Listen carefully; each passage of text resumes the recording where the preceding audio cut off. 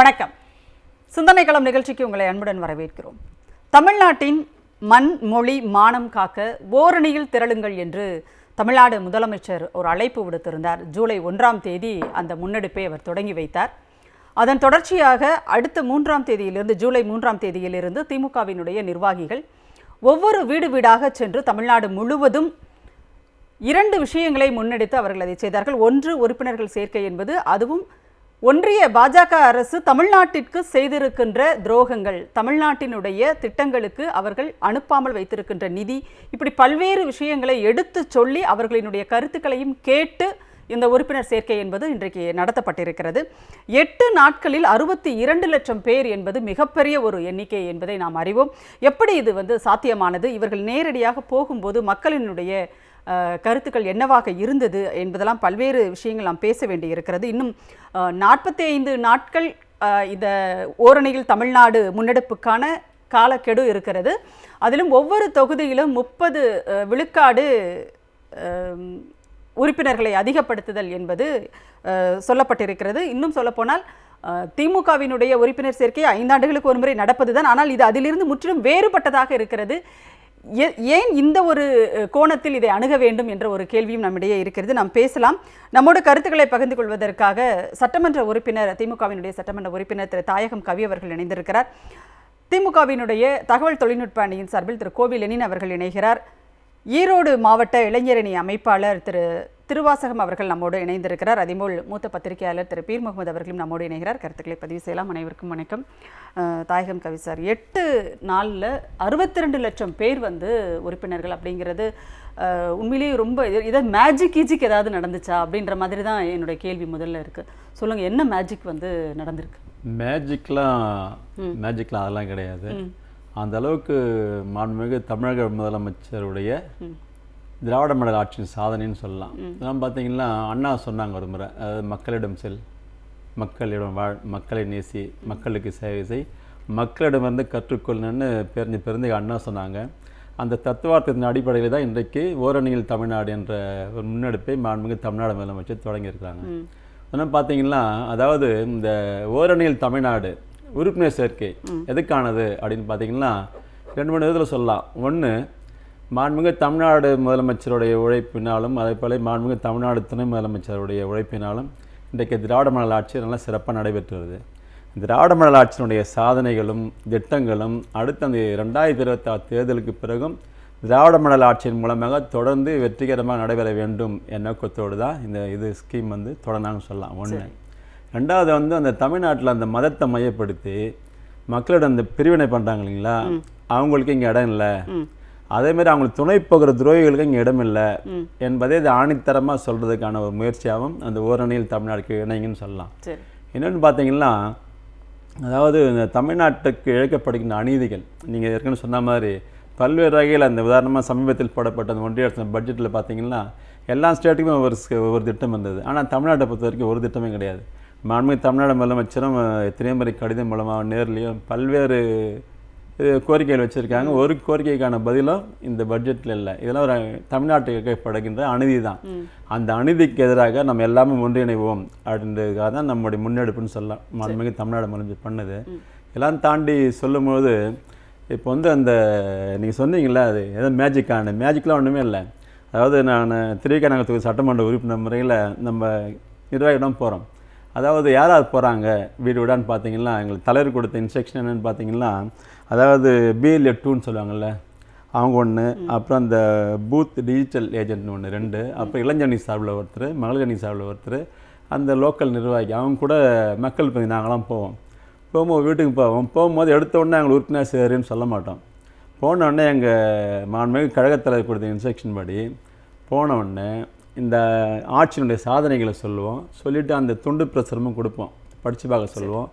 அடுத்தது நம்ம ஆட்சிக்கு எதிராக ஒன்றிய அரசு நடந்து கொள்ளுங்க மாற்றாந்தாய் மனப்பான்மை எந்தெந்த வகையில் இருக்குது அதையும் விலைக்கு சொல்லுவோம். விலைக்கு சொல்லிவிட்டு நம்ம தலைவர் ஒரு 5 கேள்வியை முன்வைக்க சொல்கிறாங்க. ஒவ்வொரு சந்திக்கிறீங்களா வாக்காளருங்களையும் போகும்போது அவங்கள இது கேள்வியாக கேளுங்க, அவங்க தர பதிலை குறிச்சிட்டு அவங்க சம்மதப்பட்டால் உறுப்பினர் சேருங்க சொல்லுவாங்க. அந்த வகையில் ஒரு 5-6 கேள்வியை நாங்கள் படித்து காட்டுவோம் அவங்ககிட்ட. அதாவது இந்த நம்முடைய மண் மொழி மானம் காக்கப்படுறது உறுதியாக இருக்கீங்களா என்பது ஆம் இல்லைன்னு ஒரு இது இருக்கும். அதில் ஆம்னா ஆம் போட்டு போனாங்க. அதே மாதிரி அந்த மகளிர் உரிமை தொகை அப்போ எல்லா வகையான ஸ்கீமும் தொடர்ந்து இங்கே நடக்கணும்னு நினைக்கிறீங்களா என்பது அதுக்கு ஆம்னு சொல்லுவாங்க. அப்புறம் இந்த டெல்லியின் அதிகாரத்திற்கு அடிப்பணியாமல் ஆட்சி நடத்துகின்ற நம்ம மாண்புமிகு கழகத் தலைவர் தான் முதலமைச்சர் இருக்கணுமானா அதுக்கு ஆம் சொல்லுவாங்க, அதுவும் டிக் பண்ணிப்போம். அப்புறம் இந்த திட்டத்தின் கீழ் நீங்கள்லாம் ஒன்றிணைய விரும்புகிறீங்களா, அதுக்கும் ஆம் சொல்லுவாங்க, அதுவும் டிக் பண்ணிப்போம். அப்போ அந்த பல கோடி குடும்பங்களோட நீங்களும் ஒன்றிணைய விரும்புகிறீங்களா, அதுக்கு ஆம்னு சொல்லலாம், டிக் பண்ணிவிட்டு அந்த குடும்ப தலைவர்கிட்ட கையெழுத்து வாங்கிடுவாங்க. வாங்கிட்டு அதாவது நல்ல வரவேற்பு இருக்குது. போகும்போது நாங்கள் பலதரப்பட்ட மக்களை நாங்கள் சந்திக்கிறோம். ஒவ்வொரு நாளும் சந்திக்கும் போது அவங்க தர வரவேற்பு ரொம்ப, அதாவது எங்களுக்கானது கிடையாது, நம்ம கழக ஆட்சியினுடைய சாதனைகள் ஒவ்வொன்றுமே மக்களுக்கு நல்லாவே பயனளித்து கொண்டிருப்பது கண்கூடா பார்த்துருக்கேன். இது மேஜிக் எல்லாம் கிடையாதுங்க. இது வந்து நாங்கள் நடத்திய திராவிட மாடல் ஆட்சியினுடைய வரவேற்பு மக்கள்கிட்ட என்ன இருக்குன்றதுக்கான ஒரு நாள் போகும்போது ஒரு அம்மா சொன்னாங்க, அந்த மகளிர் உரிமை தொகை, அதாவது கேட்போம் எந்த ஸ்கீம் எதில் நீங்கள் பயனாளியாக இருக்கீங்க கேட்கும்போது சொல்லுவாங்க மகளிர் உரிமை தொகைன்னுவாங்க. அது எந்த வகையில் உங்களுக்கு பயனாக இருக்குன்னு கேட்கும்போது ஒரு அம்மா சொன்னாங்க, இது மாதிரி என்னுடைய மருந்து மாத்திரைலாம் நான் இதிலே தான் வாங்கிக்கிறேன், யாரும் எதிர்பார்க்கறதுன்னு ஒரு அம்மா சொன்னாங்க.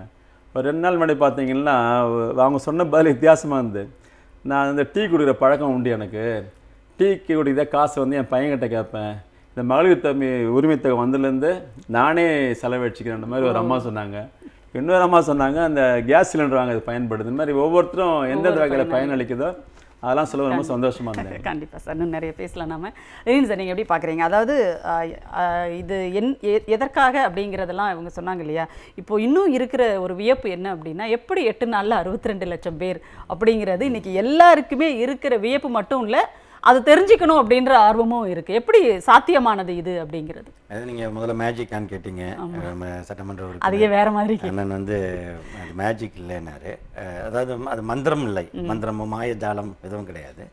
இது வந்து ஒரு வேதி வினை அப்படிங்கிறோம்ல, ஒரு கெமிக்கல் இதுன்னு சொல்கிற மாதிரி. இது வந்து ஒரு மாற்றம்.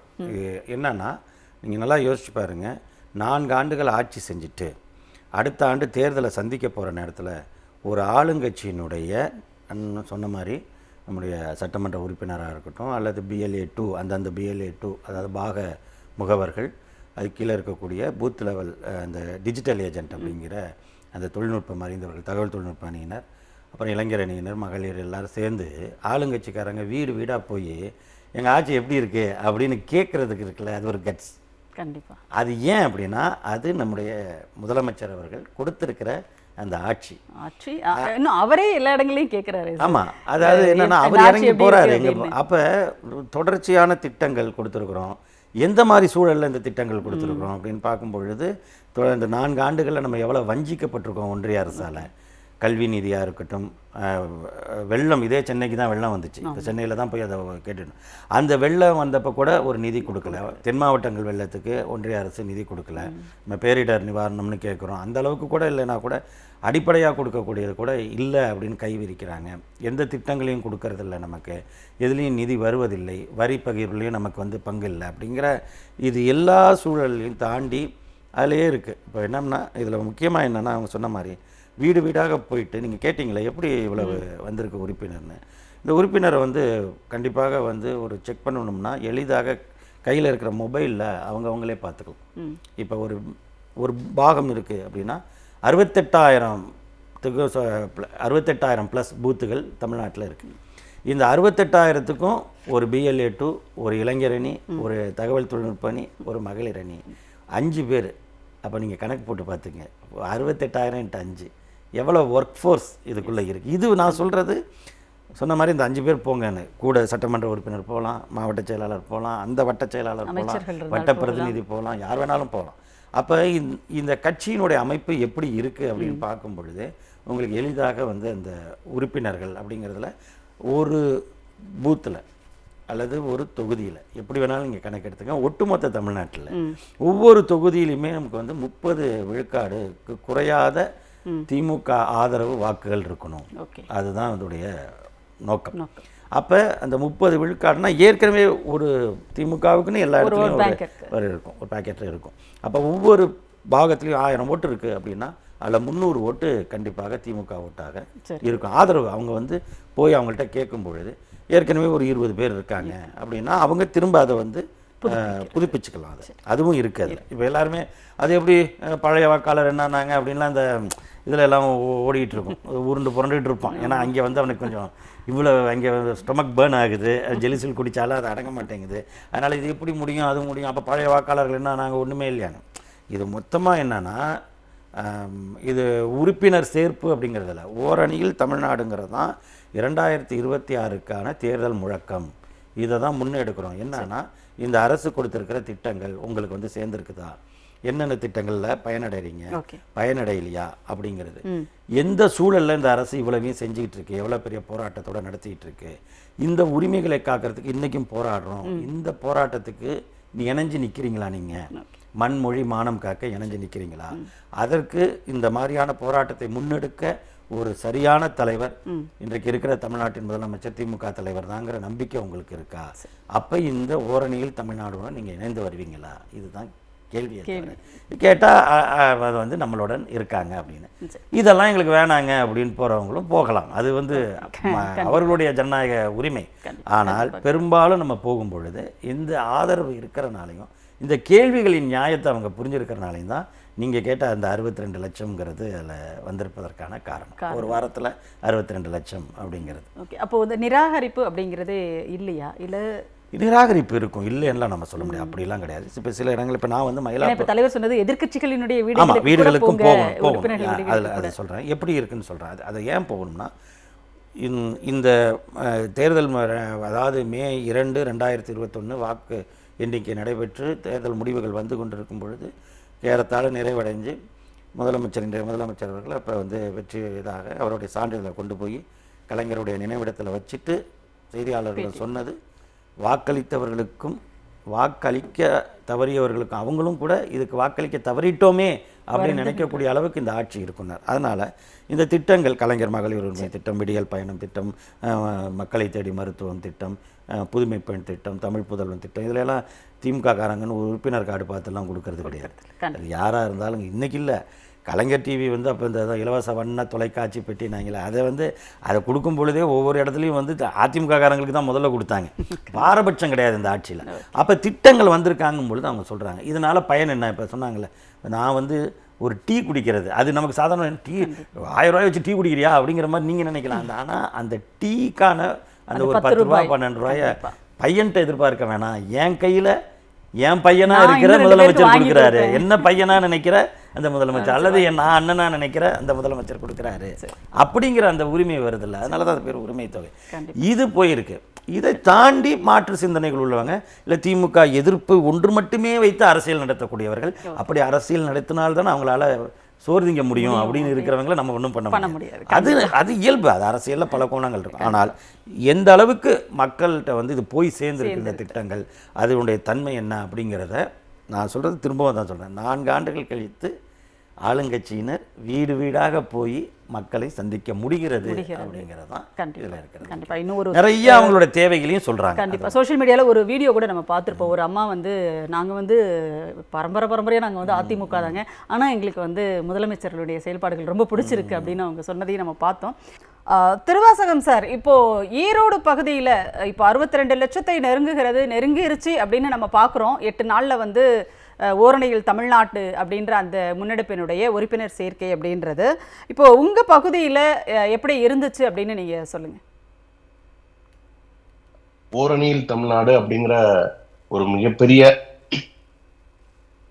இயக்கத்தால நடத்தப்பட்டிருக்கக்கூடிய இந்த கேம்பெயின் போகும்போதே மக்கள்கிட்ட வரவேற்புங்கிறது வந்து தனிப்பட்ட ஒவ்வொரு குடும்பத்திலையும் கழகத்தினுடைய தலைவர் தளபதியார் அவர்களை எவ்வளவு தூரம் வரவேற்கிறாங்க அப்படிங்கிறது எங்களுக்கு பார்க்க முடிஞ்சுது.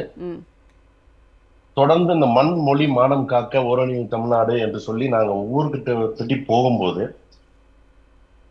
நிறைய பேர் ஆவலோட ஏற்கனவே நாங்க இதை பத்தி பார்த்துட்டு இருக்கோம், இதுல எப்படி சேர்றது அப்படிங்கிற ஒரு ஆர்வத்தை தான் எங்கிட்ட காமிச்சாங்க. முதல்ல உதாரணமா நேரடியா ஒரு விஷயத்துக்கு வந்துடுறேன். ஒரு அம்மா தான் போய் சொல்ல போறாங்க, அந்த குடும்பத்துல ஒரு அதிமுகவை சேர்ந்த ஒரு நபர் பொறுப்பில் இருக்கிறார். அப்போ அந்த பொறுப்புல இருக்க நபர் வந்து இல்லைங்க நான் பொறுப்புல இருக்கேன், எனக்கு விருப்பம் இல்லை, ஆனா நீங்க வீட்டுல வேணா கேளுங்க அப்படிங்கிறாங்க. ஆனா வீட்டுல இருக்கக்கூடிய மற்றவங்க எல்லாருமே தானே முன் வந்து தங்களை வந்து இந்த இயக்கத்துல உறுப்பினராக்கிக்க சம்மதம் சொல்லி உறுப்பினர் ஆயிருக்காங்க. இதை நான் கண்கூட பார்த்தேன் முதல் நாள்லயே. அப்படி ஒவ்வொரு இடங்களுக்கும் போகும்போது இந்த தமிழ்நாட்டினுடைய முதலமைச்சர் தான் அடுத்த கட்ட தமிழகத்தை வழி நடத்துவதற்கும் இந்த நாட்டை தலைமையேற்று நடத்துவதற்கும் எல்லா திட்டங்களையும் சரிவாக வகுத்து கொடுத்திருக்கிறார் என்பதை வந்து தெளிவா தெரிஞ்சு மக்கள் ஏத்துக்கிறாங்க. அதை நாங்க கண்கூட பாக்குறோம். சரி, இப்போ நீங்க இப்போ மற்றவர்களை விட இப்ப இளைஞர்களினுடைய மனநிலை எப்படி சார் இருக்கு? அவங்க கிட்ட எப்படி இருக்கு வரவேற்பு? பொதுவா ஒவ்வொரு இடங்களுக்கு போகும்போது வீட்டுல பெரியவங்க யாராவது இருந்தா தான் வருவாங்க. சில இடங்கள்ல நாங்க மாலை நேரங்கள்ல தான் அதிகம் போறோம் மற்ற நாட்கள்ல. அப்படி போகும்போது வந்து இளைஞர்கள், இளம் பெண்கள், படிச்சுட்டு இருக்கக்கூடிய மாணவர்கள், கல்லூரி மாணவர்கள், இவங்ககிட்ட எல்லாம் நம்ம திமுகவுல இருந்து வரோம், ஓரணியில் தமிழ்நாடு ஒரு துண்டறிக்கை கொடுத்து இந்த மாதிரி தலைவர் வந்து பண்ணிட்டு இருக்காங்க, தளபதியார் தமிழ்நாட்டு அளவுல வந்து இப்படி ஒரு உறுப்பினர் சேர்க்கை நடத்துறாங்கன்னு நாங்க சொல்ல போகும்போது ஏதாவது ஒரு திட்டத்திலேயாவது கண்டிப்பா பயனடைஞ்சிருக்காங்க, எங்க கல்லூரி மாணவர்கள் இத்தனை பேர் இதுல பயனடைஞ்சிருக்காங்க அப்படிங்கிறத பல இடங்கள்ல அவங்களே சொல்றாங்க. அது ஒரு மிகப்பெரிய வரவேற்பா இருந்தது. தொடர்ந்து அவங்க யாருமே எந்த விதத்திலையும் மறுக்கல. எங்களுக்கு ஏதாவது ஒரு திட்டத்துல நாளைக்கு படிக்கிறதுக்கு தளபதியார் வந்து கண்டிப்பா பண்ணுவார் அப்படிங்கிற மிகப்பெரிய நம்பிக்கையா அவங்க அவங்களோட பேச்சுல தெரியுது. நாங்க அதை உணர்ந்துட்டு வரோம் ஒவ்வொரு இடத்துலயும் போகும்போது. ஓகே சார் தொடர்ந்து நம்ம பேசலாம். நான் பீர் முகமது சார் கிட்ட கேட்டுட்டு வந்துடுறேன். சார், ஒரு மூத்த பத்திரிகையாளராக இதுவரைக்கும் வந்து இப்படி ஒரு உறுப்பினர் சேர்க்கைக்கான ஒரு வடிவம் அப்படிங்கிறது நீங்க பார்த்துருக்குறீங்களா?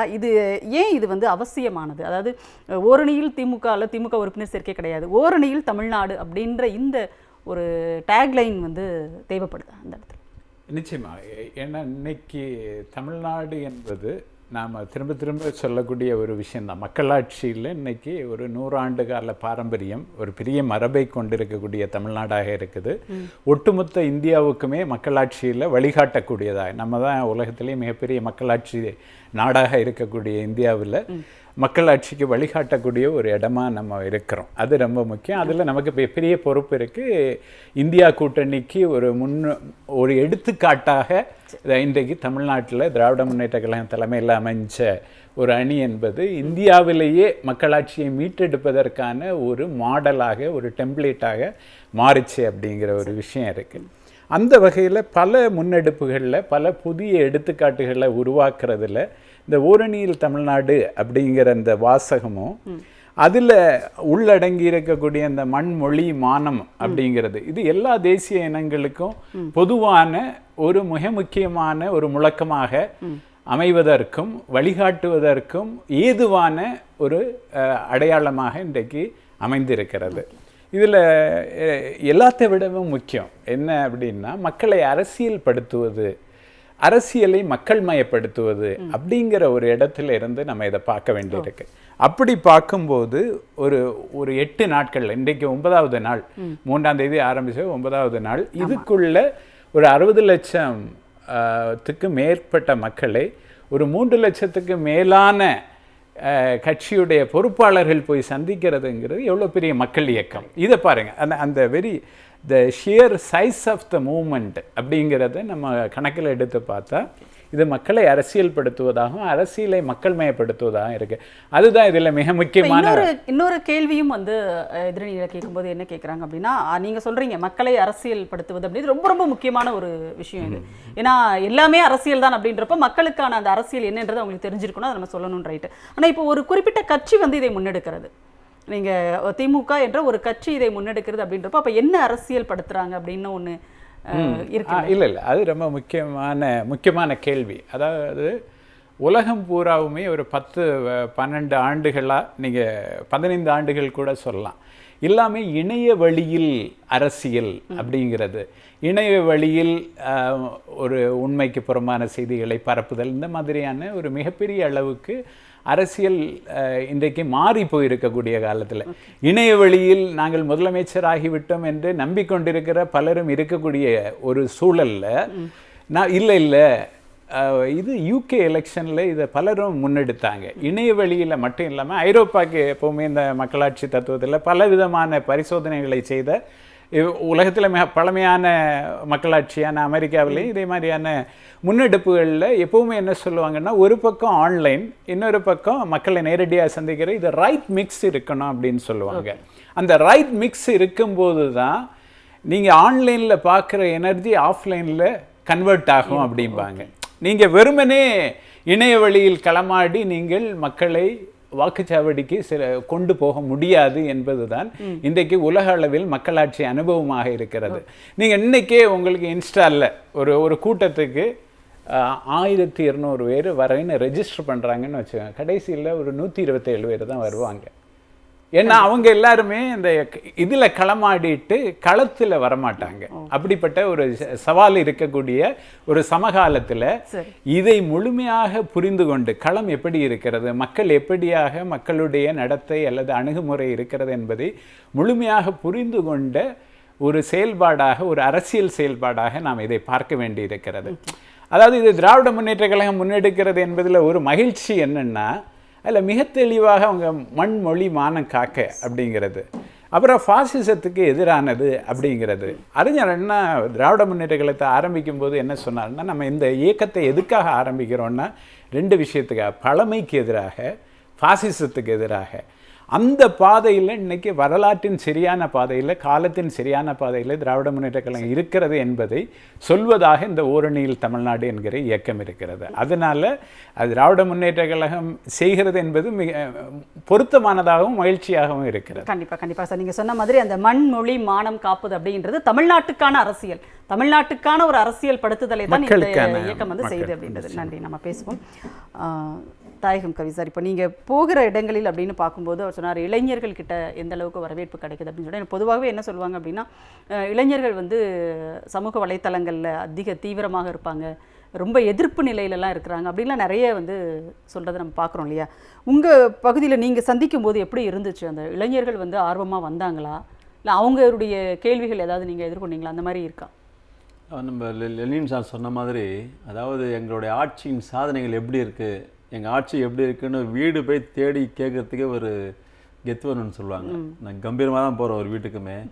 உண்மையை நல்ல வரவேற்பு இருக்குது. ஒரு சில வீடுகளில் குறைச்சி தண்ணி கொடுக்குறாங்க, சில இடங்களில் காஃபி சாப்பிடுங்கன்றாங்க. இப்போ சகஜமாகவே அவங்களோட ஒருத்தராக இருக்கக்கூடிய சூழ்நிலையை இந்த ஓரணியில் தமிழ்நாடு எங்களுக்கு உருவாக்கி கொடுத்துருக்கு. அந்த வகையில் மாண்புமிகு தமிழ்நாடு முதலமைச்சர்களுக்கு நன்றி தான் சொல்லணும். சரி, மக்களோட இன்னும் நெருக்கமாக போகக்கூடிய ஒரு வாய்ப்பு கிடைச்சிருக்கு. பேசும்போது நாங்கள் கேட்போம், அதாவது அந்த உறுப்பினர் சேர்க்கறதுக்கு முன்னாடி அவங்களை கம்பல் பண்ணுறதில்ல, விருப்பம் இருந்தால் சேருங்கணும் போது அவங்களே சேரணுன்ற மாதிரி சொல்லுவாங்க. சேரும்போது நாங்கள் கேட்போம், ஏதாவது ஒரு திட்டம் பயனாளி யாருன்னா இருக்காங்களா நம்ம அது ஒருத்தர் சொல்லுவாங்க. சொல்லும்போது தானாகவே முன் வந்து அந்த காலை உணவு திட்டம் இருக்குல்லங்க, அதில் நிறைய பேர் பயனாக இருக்காங்க. அதுமாதிரி இந்த தமிழ் புதல்வன், அது அப்புறம் புதுமை பெண், ஒவ்வொரு ஸ்கீமும் இருக்கும், அவங்களே முன் வந்து சொல்கிறாங்க. அதாவது முன்னெல்லாம் பார்த்தீங்கன்னா அந்த +2 படித்து முடித்தோடனே நிறைய இடங்களில் கல்யாணம் பண்ணி கொடுத்துருவாங்க பொருளாதார சூழ்நிலை காரணமாக. இப்போ வந்து நம்ம மாண்புமிகு தமிழ்நாடு என்ன பண்ணாங்கன்னா புதுமை பெண் ஸ்கீம் கொண்டு வந்து அந்த 6-12 வரைக்கும் ஆரம்பிச்சு கல்லூரி படிப்பு தொடரும். நீங்கள் சொல்கிறது வந்து இந்த இயக்கத்தின் மூலமாக நீங்கள் போகிறதுக்கு முன்னாடியே திட்டங்கள் மூலமாக உள்ளே போயிட்டீங்க நீங்கள். ஆமாம், இப்போ நல்லாவே வரவேற்பு இருக்குது. அவங்க சொல்ல ஒன்று பார்த்து நீங்கள் சொன்னீங்களே அந்த மேஜிக்கான, அது ஒவ்வொரு நாளும் கூடிக்கொண்டே போகிறதால குறைஞ்ச பாடு இல்லை. அதெல்லாம் பார்த்தீங்கன்னா நம்ம லெனின் சார் சொன்ன மாதிரி தமிழ்நாடு முழுக்க எத்தனை வாக்குச்சாவடி அப்படின்னு பார்க்கும்போது 68,467 வாக்குச்சாவடிகள் இது வரைக்கும். நம்ம அதாவது நான் இன்னி வரைக்கும் கூட கணக்கு போடல. 1ஆம் தேதி தலைவர் வந்து இங்கே அறிவாலயத்தில் தொடங்கி வச்சாங்க. 2ஆம் தேதி தமிழ்நாடு முழுக்க அந்த பொதுக்கூட்டங்கள் பேரணிகள் மூலமாக இதோட நோக்கத்தை எடுத்து சொன்ன மக்கள்கிட்ட 3ஆம் தேதி ஸ்டார்ட் ஆச்சுங்க. ஒரு 5 நாள் எடுத்துங்க. 5 நாளில் ஒட்டுமொத்தமாக எவ்வளோ அப்படின்னு பார்த்தீங்கன்னா தமிழ்நாடு முழுக்க நான் இருக்குன்னு சொன்ன மாதிரி 68,467 வாக்குச்சாவடிகளில் அந்த கடந்த 9ஆம் தேதி வரைக்கும் நான் கணக்கு சொல்கிறேன். 9ஆம் தேதி வரைக்கும் எத்தனை வாக்குச்சாவடி தமிழ்நாடு முழுக்க நம்ம எல்லாமே பார்த்துருக்காங்க, மக்களை சந்திச்சிருக்காங்கன்னு பார்த்தீங்கன்னா 55,572 வாக்குச்சாவடியில் சந்திச்சிருக்காங்க. சரி, அந்த 7 நாள் கணக்குப்படி அந்த அந்த 55,572 வாக்குச்சாவடியில் எவ்வளோ பேர் சேர்த்தாங்க அப்படின்னு பார்க்கும்போது 50,62,095 பேரை சேர்த்துருக்காங்க. இப்போ நம்ம லெனினா சொன்ன மாதிரி ஏற்கனவே இருக்கிற உறுப்பினர்கள் புதுசாக சேர்த்து உறுப்பினர் சேர்த்து தான் இந்த எண்ணிக்கை. சரி, இதில் புதுசாக மட்டும் எவ்வளோ சேர்த்துருக்கோம் அப்படின்னு பார்க்கும்போது பிரமிப்பாக இருக்கும் உங்களுக்கு. புதிய உறுப்பினர் மட்டுமே அந்த 50,62,095 பேரில் புது உறுப்பினர் மட்டும் பார்த்தீங்கன்னா 24,03,971 பேர் புதிய உறுப்பினர்கள். சரி இந்த எல்லாத்தையுமே சேர்த்து ஒட்டுமொத்தமாக மக்கள் ஏக்கமாக உருவாக சொல்கிறாங்களா, இந்த குடும்பமாக எத்தனை பேர் சேர்ந்துருக்காங்க இந்த அதாவது ஒரு குடும்பமே வந்து திமுக குடும்பம் அப்படின்ற மாதிரி உறுப்பினர் அப்படின்ற மாதிரி அப்படி பார்த்து இது வரைக்கும் சேர்ந்த குடும்பங்கள் இந்த 5 நாளில் மட்டுமே அந்த 9ஆம் தேதி வரைக்குமே எத்தனை குடும்பங்கள் இணைஞ்சிருக்காங்க அப்படின்னு பார்த்தீங்கன்னா 22,29,757 குடும்பங்கள் இந்த ஓரணிகள் தமிழ்நாட்டில் குடும்பமாக இணைஞ்சிருக்காங்க. நீங்க குடும்ப கட்சி அப்படின்றத நீங்க வந்து ப்ரூவ் பண்ணிட்டீங்க அப்படிதானே? அதாவது ஒன்னோட ஒன்று இணைஞ்சு மக்களே வந்து அதுக்கு வந்துட்டாங்க. ரைட், அந்த அளவுக்கு உண்மையிலேயே ஒரு பெரிய சாதனை இது. லட்சங்களில் அப்படிங்கிறது 1 லட்சம் அப்படிங்கிறதே ஒரு பெரிய எண்ணிக்கை அப்படின்றப்போ இது பல லட்சங்களில் போகுது அப்படிங்கிறது. லெனின் சார், இப்போ என்னன்னா இந்த ஓரணியில் அப்படின்னு இன்னைக்கு சேர்கிறார்கள். இன்னைக்கு வரைக்கும் 62 இன்னும் இருக்குது, 45 நாட்கள் அப்படின்றது இன்னும் இருக்குது. ஆகஸ்ட் 15 வரைக்கும் இன்னும் இருக்குன்னு வச்சுக்கோங்களேன். அப்போது அந்த 2 கோடி இலக்கு அப்படிங்கிறது 45 நாட்களில் வந்து ஃபுல்ஃபில் ஆகிடுதுன்னு வச்சுக்கோங்க. அப்போ தமிழ்நாட்டில் ஒரே அணியில் 2 கோடி பேர் அப்படின்றது இன்றைக்கி முதலமைச்சர் அவர்கள் சொன்ன மாதிரி இது வந்து டெல்லிக்கு எதிரணி அப்படின்னு அவர் சொல்லியிருக்கிறாரு. அது உண்மையிலேயே மக்கள் வந்து அதை உணர்ந்து வர்றாங்க அப்படின்னு பார்க்குறீங்களா? தமிழ்நாட்டு மக்களுக்கு நல்லாவே தெரியும் இன்னைக்கு இருக்கிற ஒரு ஆட்சி, அது டெல்லியில் இருக்கக்கூடிய, அது ஒன்றியத்தில் இருக்கக்கூடிய ஆட்சி அப்படிங்கிறது தமிழ்நாட்டுக்கு எந்த திட்டத்தையும் கொடுக்காத ஆட்சி, தமிழக மக்கள் அவங்களுடைய தேவைகளுக்கான நிதியை வழங்காத ஆட்சி, தமிழுக்கு துரோகம் செய்கிற ஆட்சி. இது எல்லாமே அவங்களுக்கு தெரிஞ்சிருக்கு. அதாவது கட்சிகளில் வந்து ஒவ்வொரு கொள்கைகள் மாறுபாடு இருக்கும். இது ஒரு இதை ஆதரிக்கக்கூடியவங்க இன்னொரு நிலையில் ஆதரிக்க மாட்டாங்க. ஆனால் பொதுவாக அவங்க வந்து மக்களுடைய அடிப்படையான உணர்வுகள், அந்த மண் சார்ந்த சிக்கல்கள், பிரச்சனைகள், அதனுடைய பண்பாட்டு பெருமைகள், இதை யாரும் புறக்கணிக்க மாட்டாங்க. எந்த கட்சியாக இருக்கட்டும், அது தேசிய கட்சியாக இருக்கலாம், மாநில கட்சியாக இருக்கலாம், அதில் புறக்கணிக்க மாட்டாங்க. நாங்கள் தான் அதிகமாக அதை வந்து அத்தாரிட்டி, அதுக்கு நாங்கள் தான், நீங்கள் ஒன்றும் கிடையாதுன்னு வேணால் அப்படி பாகுபாடு வேணா இருக்குமே தவிர தமிழ்நாட்டுடைய அந்த பெருமைகளையோ தமிழ்நாட்டுடைய தேவைகளையோ புறக்கணிக்க மாட்டாங்க. ஆனால் ஒரே ஒரு கட்சி, இந்த தமிழ்நாட்டுக்குள் இருக்கின்ற ஒரு கட்சி, இங்கேயும் இருக்கக்கூடிய அந்த கட்சினா பாஜக மட்டும்தான். முழுக்க தமிழ்நாட்டுக்கு எதிராகவே சிந்திக்கும். தமிழ்நாட்டுக்கு நிதி கொடுக்காது, திட்டங்கள் கொடுக்காது. தமிழ் அப்படின்னு வந்துட்டாலே அவங்களுக்கு என்னமோ தெரியாது, அப்படியே வயிற்றெரிச்சலாக இருக்கும். கீழடி அப்படின்னு நம்ம சொல்லிட்டோம்னா அது வந்து அந்த இதை ஏற்க மாட்டோம் அப்படின்னு சொல்லிட்டு திரும்ப என்ன பண்ணுறாங்க, அவர் அமர்நாத் ராமகிருஷ்ணா கொடுத்த அறிக்கையை புறக்கணிச்சிட்டு இப்போ அந்த ஸ்ரீராம் அப்படிங்கிறவரை கொண்டு வந்து போட்டு, அவர் ஏற்கனவே வந்து இங்கே ஒன்றும் கிடைக்கலைங்கிற மாதிரி அவர் ஏற்கனவே சொன்னார், அவரை கொண்டு வந்து அங்கே போடுறது. அதே மாதிரி அதே நேரத்தில் ராஜஸ்தானில் நாங்கள் ஒன்று புதுசாக கண்டுபிடிச்சிருக்கோம், அது இதை விட பல்லாண்டுகள் மூத்தது, அது கீழே வந்து ஒரு ஆறு ஓடுனுச்சு, அதுதான் சரஸ்வதி ஆறு அப்படின்னு ஒரு ஹம்பக், அதை வந்து ஒரு இதுக்கு எதிராக வைக்கிறதும், அப்புறம் சமஸ்கிருதம் தான் எல்லாத்துக்கும் மூத்த மொழி அப்படின்னு அங்கங்கே போய் சொல்கிறதும், எந்த வகையிலும் தமிழுக்கு பெருமை கிடைச்சிடக்கூடாது. தமிழன் ஒரு தனித்துவமான பண்பாட்டை கொண்டவன், மூத்த மொழி, தொன்மையான நாகரிகம் அப்படிங்கிறத அங்கீகரிக்காத, எந்த வகையிலும் அங்கீகரிக்காத ஒரே ஒரு கட்சி இருக்குன்னா அது பாஜக. இல்லை, இப்போ இவ்வளவு நீங்கள் சொல்கிறீங்க, இவ்வளவு மக்களுக்கு தெரியும். அதுதான் நான் கேட்க வரேன். நீங்க சொல்றதுக்கு, நீங்க சொல்லி தெரியுதா இல்ல நீங்க சொல்றதுக்கு முன்னாடியே மக்களுக்கு அது புரியுது? இது மக்கள் இன்றைய காலத்துல வந்து அவங்களுக்கு எல்லா இடத்துலயுமே அவங்க வந்து இதா இருக்காங்க. அதனால எளிதாக அவங்களே பாயிண்ட்ஸ் எடுத்து கொடுப்பாங்க. ஆமா, அவங்களே வந்து அதுக்கு வந்து இல்ல, அவங்களுக்கு புரியாம இல்லை. இப்ப யாரும் நம்முடைய பத்திரிகையாளர் பீர் முகமது சொன்ன மாதிரி இன்றைக்கு வந்து இணையதள அரசியல் அப்படிங்கிறது இருக்குது, கைபேசி அதாவது அலைபேசி இருக்குது, எல்லாருக்கும் அதில் வந்து டிஜிட்டலாக எல்லாம் பார்த்துடுறாங்க, ஆன்லைனுக்குள்ளே இருக்காங்க, யாரும் இப்போ வந்து இந்த கனெக்ஷன் இல்லாமலாம் இல்லை. அதனால் அவங்களுக்கு எல்லா செய்தியும் தெரியுது, நமக்கு ஆதரவான செய்தியும் தெரியுது, நமக்கு எதிரான செய்தியும் தெரியுது, எல்லாமும் அவங்களுக்கு தெரியும் பொழுது எது உண்மை அப்படிங்கிறதையும் அவங்களால ஓரளவு அனலைஸ் பண்ண முடியுது. முன்ன மாதிரி நம்ம போய் அவங்கள்ட்ட சொன்னாதான் தெரியணும்ல. அதனால தான் நான் சொல்கிறேன், இவ்வளவு இதுலயும் அவங்க முன்னாடி போறாங்க அப்படின்னா அதுக்கு வந்து அந்த காரணம். கண்டிப்பா. திருவாசகம் சார், இப்போ பெண்களினுடைய வரவேற்பு அப்படிங்கிறது சொன்ன மாதிரி அவங்களுக்கு தான் இன்னும் சொல்லப்போனா திட்டங்கள் அதிகமாக இந்த அரசு கொடுத்துருக்கு. ஆண்களே பொறாமைப்படுகின்ற அளவிற்கு பெண்களுக்கான ஆட்சியாக இந்த ஆட்சி நடக்குது அப்படிங்கிறதையும் நம்ம வந்து பார்க்குறோம்.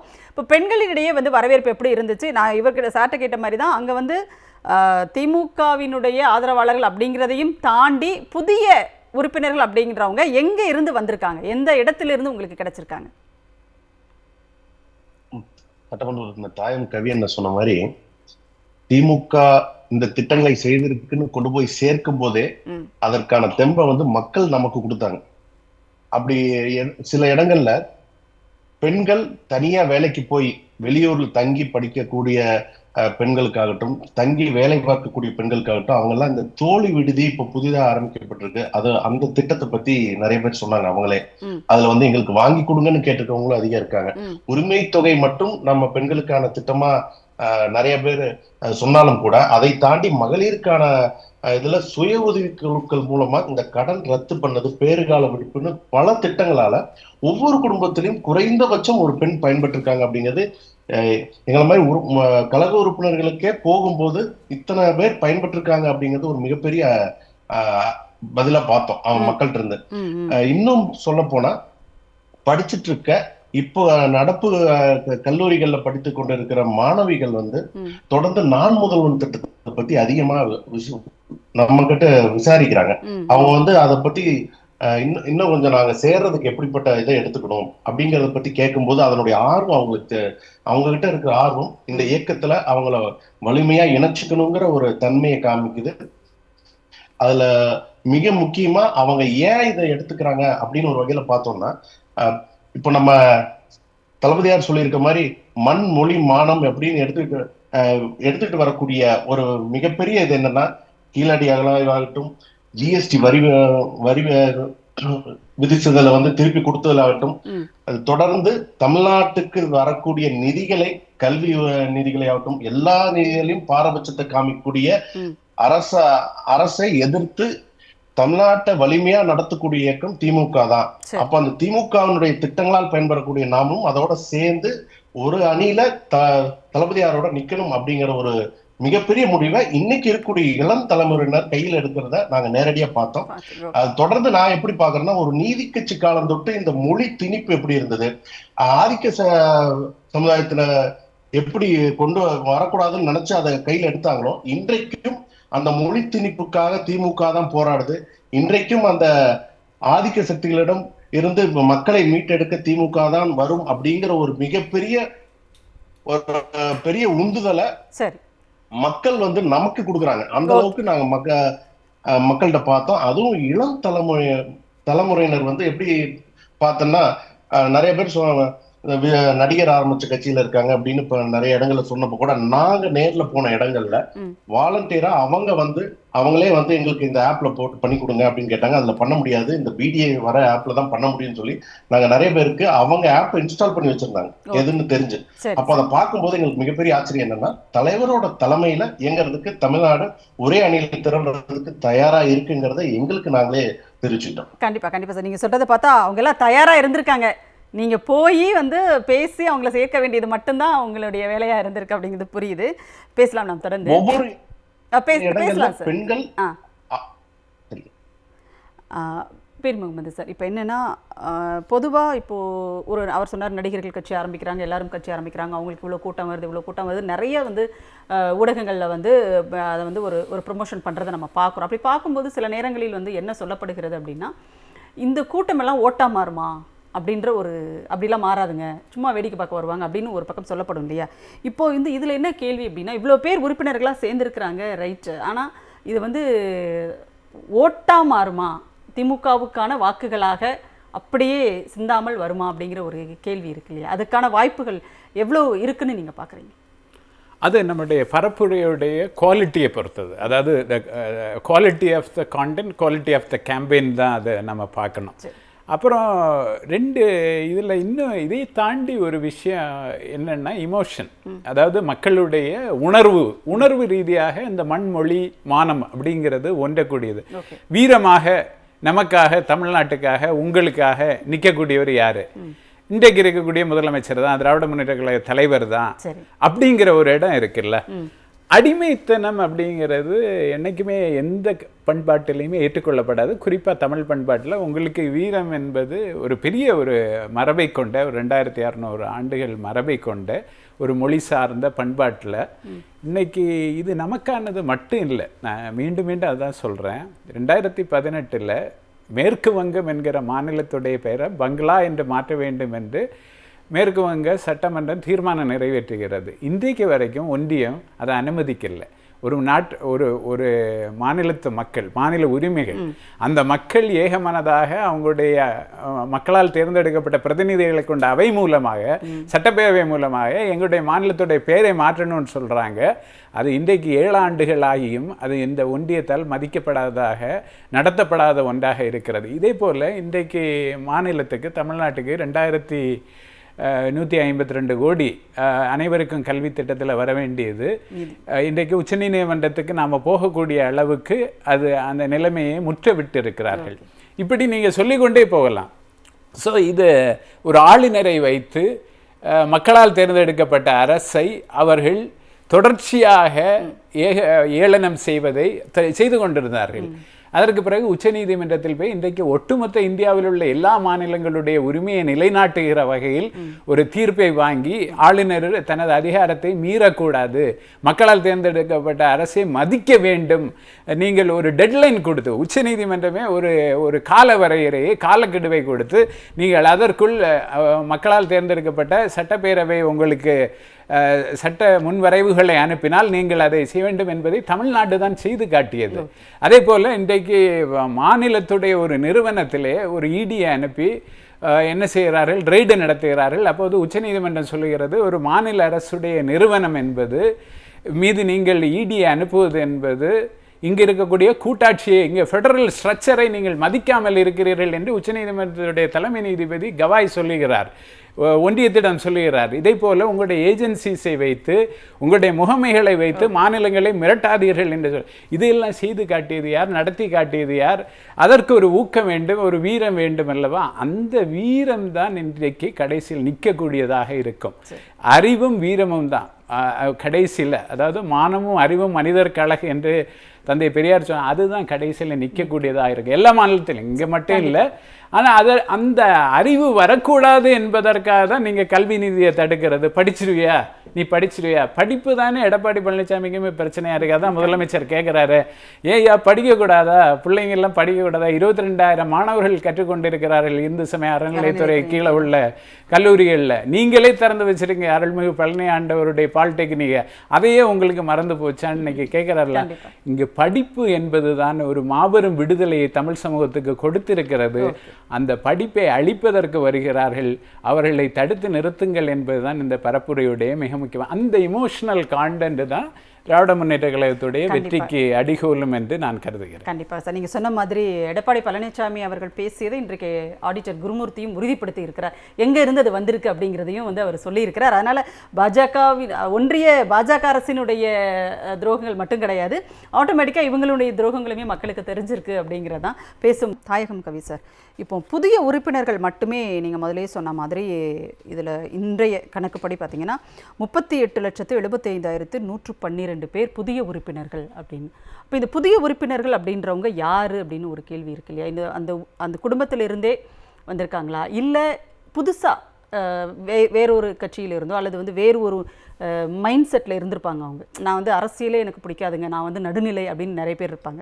அப்போ இந்த புதிய உறுப்பினர்கள் அப்படின்றவங்க யார், உங்களுக்கு எங்கேருந்து வந்தாங்க? அதாவது இந்த ஆட்சியினுடைய திட்டங்களால் பயன்படுறது நிறைய பேர் இருக்காங்க. உதாரணமாக பார்த்தீங்கன்னா, ஒரு அம்மா சொன்னாங்க வீட்டுக்கு போகும்போது, இது வரைக்கும் நான் எதுக்குமே ஓட்டு போட்டதில்லை, இப்படியே சொன்னாங்க, ஓட்டு போட்டதில்லை, இப்போது இங்கே தான் போட போகிறேன், திமுக தான் ஓட்டு போட போகிறேன்னு சொல்கிறாங்க. எதனாலன்னும் போது அவங்க சொல்லிகிட்டே போகிறாங்க. அதாவது அவங்கள தாண்டி மற்றவங்க அனுபவிக்கிறாங்க இல்லைங்களா, அதனுடைய பயணங்களை சொல்கிறாங்க. அது எதிர்விட்ட அம்மா இப்படி பண்ணுறாங்க, அந்த பையன் அந்த சாப்பாட்டுக்கு வழி இல்லாமல் இருந்தான், அது பசியோடு போவான் ஸ்கூலுக்குலாம், இப்போ அந்த பையனுக்கு அங்கே சாப்பாடு வந்து நிறைய சொல்லியே பண்ணுறாங்க. பார்த்தீங்கன்னா அதாவது புது ஆட்களாக நிறைய பேர் அந்த ஏற்கனவே நாங்கள் சேர்த்த அந்த பழைய ஆட்களை தவிர புது ஆட்கள் எல்லாமே இந்த ஆட்சியினுடைய திட்டங்களால் கவரப்பட்டவர்கள். அதேமாதிரி நம்ம மாண்புமிகு தமிழ்நாடு முதலமைச்சர் கவரப்பட்டவர்கள், அதேமாதிரி மாண்புமிகு தமிழ்நாடு துணை முதலமைச்சர் இந்த விளையாட்டில் செலுத்துகிற அந்த ஆர்வத்தை பார்த்தீங்கன்னா நிறைய பேர் இப்போது அந்த ஸ்டேட் லெவலில் நேஷ்னல் லெவலில் போகிறாங்க இல்லையா, அதெல்லாம் அந்த இளைஞர்கள்லாம் ரொம்ப வெகுவாக அதனால் ஈர்க்கப்பட்டிருக்காங்க. எல்லாருமே அவங்களாம் முன் வந்து தான் வீட்டில் இருக்கும்போது பக்கத்து இளம் தலைமுறை வாக்காளர்கள் அதிகரிச்சுட்டே வராங்க. ஆமாம், பக்கத்து வீட்டு பையன் அவன் வீட்டுக்கு வரமான்றேன், மறக்காமல் வாங்க நான் வெயிட் பண்ணுறேன்னு சொல்லிட்டு என்னென்ன வேணும்னு கேட்குறான், ஓட்டர் ஐடி தான் எடுத்து வைப்பான்றான், நான் போய் எடுத்து வைக்கிறேன்னு சொல்லிட்டு ரெடியாக நிற்கிறான் பக்கத்து வீட்டில், அவனே கூட்டு மகார வச்சு எல்லாரையும் சேர்த்துறான். அந்த அளவுக்கு ரொம்ப இதாக இருக்குது. நம்ம பீர்வங்க மாஸ்டர் சொன்ன மாதிரி சொன்னார் இல்லைங்களா, அதாவது இந்த படிப்பு தான் இந்த சமூகத்திற்கு இந்த விடுதலை தந்திருக்குன்னு. நீங்கள் சொன்ன மாதிரி அந்த படிப்பு அந்த பலதரப்பட்ட மக்கள் ஓட்டா மாறுமான்னு கேட்டீங்க.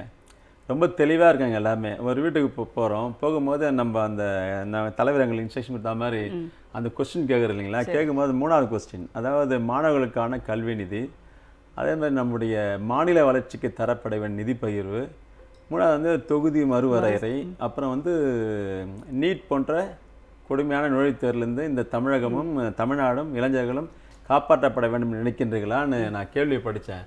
படித்தோடனே அவர் என்ன பண்ணிட்டார், அந்த வீட்டில் இருந்த ஆண் வாக்காளர், அது என்னது தொகுதி மறுவரைன்ட்டார். டக்குன்னு அவங்க வீட்டம்மா என்ன பண்ணிட்டாங்க, அவங்க சொல்ல ஆரம்பிச்சிட்டாங்க தொகுதி மறுவரைனா என்ன என்னன்னு அப்படியே விலைக்கு நாங்கள் சொல்ல முற்படுத்தணும்னு அவங்க சொல்கிறாங்க. அந்த அளவுக்கு ரொம்ப தெளிவாக இருக்காங்க. நீங்கள் சொன்னீங்களே புது வாக்காளர் எப்படின்னு கேட்டிங்களே, ரொம்ப அனலைஸ் பண்ணுறாங்க அவங்க. இந்த ஆட்சி என்ன பண்ணுது, நமக்கு என்ன, மக்களுக்கு என்ன பலன், எதிர்கால தமிழ்நாட்டுக்கு என்ன பலன்னு ரொம்ப யோசித்து தான் எல்லாமே அவங்களா முன் வந்து தான் உறுப்பினர் சேர்றாங்க. சரி, கண்டிப்பாக நன்றி. லெனின் சார், இப்போ என்னென்னா உணர்வு மிக்க ஒரு விஷயமாக இந்த மண் மொழி மானம் அப்படின்றது மக்களினுடைய உணர்வுகளோட ஒரு எமோஷனல் பாண்டிங் இருக்கிற ஒரு விஷயங்கள் இது எல்லாமே. அப்போ எப்போவுமே திமுக அப்படின்றது முதல்ல என்ன ஒரு இருந்துச்சுன்னா, மொழி உணர்ச்சியை தூண்டிவிட்டு அவங்க வந்து ஆட்சியை பிடிச்சிட்டாங்க அப்படின்னு சொல்லிட்டு முதல் முறை ஆட்சிக்கு வரும்போது சொன்ன ஒரு விஷயம் இருக்குது. அப்போது இந்த உணர்வு மிக்க விஷயங்களை மட்டுமே வந்து முன்வைத்து அப்படின்ற மாதிரி ஒரு திட்டமாக இது.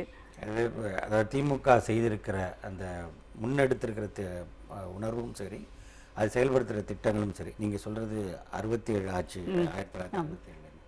இந்த தமிழ்நாட்டினுடைய ஒரு தொடர்ச்சியான அந்த பண்பாட்டின் அடையாளங்களை தான் நம்ம முன்னெடுக்கணும். இப்போ நம்ம பத்திரிகையாளர் பீர் முகமது சொன்ன மாதிரி இங்கே கல்வி என்பது ரொம்ப முக்கியமானது. அதே மாதிரி இங்கே வந்து அடிமைத்தனத்தை வந்து எந்த ஒரு பண்பாடும் விரும்பாது. அதில் தமிழர்களுக்கு வந்து ரொம்ப அது வந்து அந்த மானம்ங்கிறதும் வீரம்ங்கிறதும் நம்மளுடைய புறநானூறுலேருந்து நீங்கள் பார்த்தீங்கன்னா அந்த இடத்துல எப்படி இந்த அரசன் நின்று இருக்கான் ஒரு பிரச்சனையில், எந்த அரசனை வந்து மக்கள் கொண்டாடி இருக்காங்க அப்படிங்கிறப்ப எதிரிகிட்ட வந்து மண்டியிடுறது கிடையாது. எதிரி எப்படிப்பட்டவனாக இருக்கான், எதை அழிக்க வரான் அப்படிங்கிறது ரொம்ப முக்கியமான. அப்போ இன்றைக்கு ஒன்றிய பாஜக அரசுங்கிறது முழுமையான, நான் தொடக்கத்திலே சொன்ன மாதிரி ஒரே ஒரு கட்சி தமிழர்களுக்கு ஒட்டுமொத்த எதிரியாக இருக்குது அப்படின்னா அது வந்து பாஜக தான். அது இங்கே இருக்கக்கூடிய கல்வி கட்டமைப்பாக இருக்கட்டும், சமுதாய கட்டமைப்பாக இருக்கட்டும், இது எல்லாத்தையும் அதுக்கு வந்து இங்கே இருக்கிற சமூக நீதிங்கிறது அது கண்ணை உறுத்துற இல்லை. பிரதான எதிர்க்கட்சி அப்படின்றது அதிமுக. நீங்கள் வந்து பாஜக மட்டுமே ஃபோக்கஸ் பண்ண. இப்போ பிரதான எதிர்க்கட்சி அப்படின்னு நீங்கள் சொல்கிற அந்த எதிர்க்கட்சி தலைவராக இருக்கிற எடப்பாடி பழனிசாமி பிஜேபி குரலில் தானே பேசுகிறார். முதலமைச்சர் சொன்ன மாதிரி இது வரைக்கும் டப்பிங் வாய்ஸ் கொடுத்தவர் இப்போ ஒரிஜினல் வாய்ஸ் கொடுக்க ஆரம்பித்து அவர் பாட்டுக்கு கல்லூரிகள் இந்து சமய அறநிலைத்துறை பணத்தில் கல்லூரி நடத்துறது சதி நடப்பதாக நினைக்கிறேன்னாரு. இப்போ என்ன சொல்கிறாரு, நான் அப்படிலாம் சொல்லலை, ஃபண்டு கிடைக்காம போயிடுமே அப்படிங்கிற மாதிரி பல்ட்டி அடிக்கிறார். சொல்கிறது ஒட்டுமொத்தமாக இந்த சமுதாயத்திற்கும் சமூக நீதிக்கும் தமிழர்களுக்கும் எதிரான ஒன்றை எதிர்கொள்ளணும்னா மண்மொழி மானத்தை காத்து தான் ஆகணும். அந்த மண்ணும் மொழியும் காக்கிறது தான் திமுகவுடைய அப்பையிலேருந்து அது சொல்லக்கூடிய அதனுடைய குரலும் அதுதான், கொள்கையும் அதுதான். மானம் அப்படிங்கிறது அது எதிர்த்து நிற்கக்கூடியது, அது பிரதான எதிர்க்கட்சிகிட்ட கிடையாதுங்கிறது எல்லாருக்குமே தெரியும். அதனால் அதற்கான ஒரே தலைவராக இன்றைய முதலமைச்சர் தான் இருக்கார். சட்ட ரீதியான வழியில் அரசியல் சட்டமைப்பு கொடுத்துருக்கிற வழியில் அந்த வந்து நிலைநாட்டுற அந்த போராட்டத்தை, அதுதான் முக்கியம். கண்டிப்பாக சார். சார் ஒரு நிமிஷத்தில் பீர் முகமது சார் உங்களுடைய நிறைவு கருத்து ப்ளீஸ். நிச்சயமாக இன்றைக்கி தமிழ்நாடு ஓரணியில் நிற்க வேண்டிய ஒரு வரலாற்று கட்டாயம் இருக்கிறது. இன்றைக்கு இருக்கக்கூடிய ஒவ்வொரு தமிழ் மக்களுக்கும், எல்லா தமிழ் குடும்பங்களுக்கும் அப்படிப்பட்ட ஒரு வரலாற்று கடமை வந்திருக்கிறது. அதை அணிதிரட்டக்கூடிய, அணியமாக்குகிற ஒரு வேலையை திராவிட முன்னேற்ற கழகம் இன்றைக்கு செய்து கொண்டிருக்கிறது. இதன் மூலமாக மட்டுமே இந்த மக்களை மீட்க முடியும். இந்த மக்களுக்கான விடுதலையை நாம் தக்க வைத்து கொள்ள முடியும். நம்முடைய விடுதலையை சார்ந்தது மட்டுமல்ல, இந்தியாவுடைய ஒட்டுமொத்த மக்களாட்சியை மீட்பது சார்ந்தது. இது மிகப்பெரிய எடுத்துக்காட்டாக எல்லா தேசிய இனங்களுக்கும் நம் எல்லா மாநில உரிமைகளுக்கான ஒரு முன்னெடுப்பாக இது அமைந்து கொண்டிருக்கிறது. அது நமக்கு மகிழ்ச்சி தருகிறது. கண்டிப்பாக அனைவரும் உங்களுடைய கருத்துக்களை எங்களோட பகிர்ந்து கொண்டமைக்கு மிக்க நன்றி. சிந்தனை களம் நிகழ்ச்சித்துடன் நிறைவடைகிறது. மீண்டும் ஒரு நிகழ்ச்சியில் சந்திப்போம். அதுவரை நன்றி, வணக்கம்.